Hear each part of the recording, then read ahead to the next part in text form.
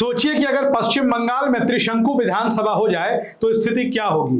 अगर कांग्रेस और लेफ्ट को 10-12 सीटें आ जाए, 15 सीटें आ जाए, 20 के लगभग सीटें आ जाए और किसी की सरकार ना बने, यानी कि ना भाजपा को बहुमत मिले ना ममता बनर्जी को बहुमत मिले और कांग्रेस और लेफ्ट के बीच आकर के मामला सिमट जाए कि कांग्रेस जिसको चाहेगी, सीपीआईएम जिसको चाहेगी, सरकार उसी की बनेगी, तो ऐसी स्थिति में क्या होगा। देखिए, आपको बता दें कि पिछला पश्चिम बंगाल विधानसभा चुनाव जो हुआ था उस दौरान न कांग्रेस को एक भी सीट आई थी, ना सीपीएम को एक भी सीट आई थी। लेकिन सीट नहीं आने का यह मतलब नहीं था कि लोगों के बीच से जनाधार समाप्त हो गया था कांग्रेस और सीपीआईएम का, ऐसा नहीं है। इस बार भी कई सीटें ऐसी हैं जहां पर त्रिकोणीय संघर्ष साफ साफ दिखाई दे रहा है। खास तौर पर जो पहले चरण का मतदान हो चुका है वहां पर कई ऐसी सीटें हैं जहां एक तरफ तो कांग्रेस, दूसरी तरफ लेफ्ट यानी कि सीपीआईएम, इन्होंने मामले को रोचक बना दिया है, त्रिकोणीय बना दिया है और 2-4-10 सीटें ऐसी बताई जा रही हैं जो कांग्रेस भी जीत सकती है, सीपीआईएम भी जीत सकती है,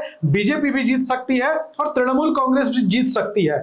लेकिन अब ऐसी स्थिति में आई है कि कांग्रेस का जो 0 पर सिमटना हुआ था पिछली बार, वो इस बार नहीं होने जा रहा है। जब कांग्रेस 0 पर नहीं सिमटेगी तो निश्चित रूप से कुछ सीटें आएंगी। हालांकि अभी तक यह काल्पनिक सवाल है कि क्या होगा, लेकिन लगता है कि जैसे बहरामपुर सीट अधीर रंजन चौधरी कांग्रेस के बड़े नेता है वो जीत जाए, मौसम नूर कांग्रेस की बड़ी नेता है, राज्यसभा की सांसद भी रही हैं, हालांकि सांसद वो तृणमूल कांग्रेस से रही हैं, वो चुनाव जीत जाए और ऐसे ऐसे करके 5, 7, 10, 20 सीटें कांग्रेस के पास आ जाए तो कांग्रेस को क्या करना चाहिए। हालांकि आपको बता दें कि जाहिर तौर पर आपको समझ में आएगा कि चूंकि राष्ट्रीय स्तर पर इंडिया गठबंधन चल रहा है तो इंडिया गठबंधन के नाते कांग्रेस जो है तृणमूल कांग्रेस को सपोर्ट कर सकती है, या सीपीआईएम भी राष्ट्रीय गठबंधन की राजनीति को देखते हुए धर्मनिरपेक्षता के आधार पर सपोर्ट कर सकती है तृणमूल कांग्रेस को। लेकिन अब सवाल यह है कि तृणमूल कांग्रेस का जैसे राजनीतिक उभार हुआ उस पर बात कर ले। ममता बनर्जी जब सत्ता में आई तो सबसे पहले उन्होंने कांग्रेस से खुद को किनारे करना शुरू कर दिया और कांग्रेस को भी किनारे करना शुरू कर दिया।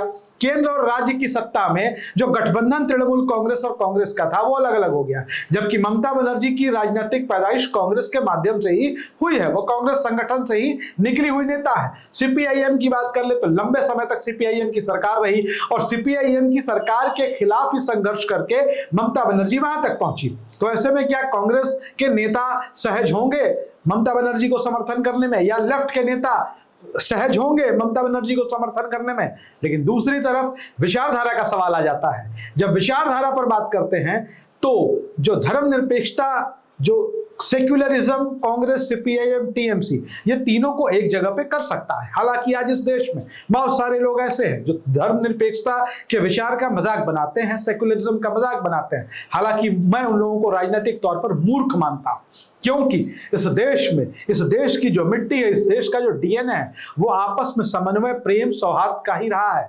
नफरत की राजनीति बहुत दिनों तक भारत में नहीं चल सकती है। खैर, ये भारत की राजनीति की बात है, हम बात कर रहे हैं पश्चिम बंगाल की राजनीति की। अगर त्रिशंकु की स्थिति हो जाए तो क्या होगा।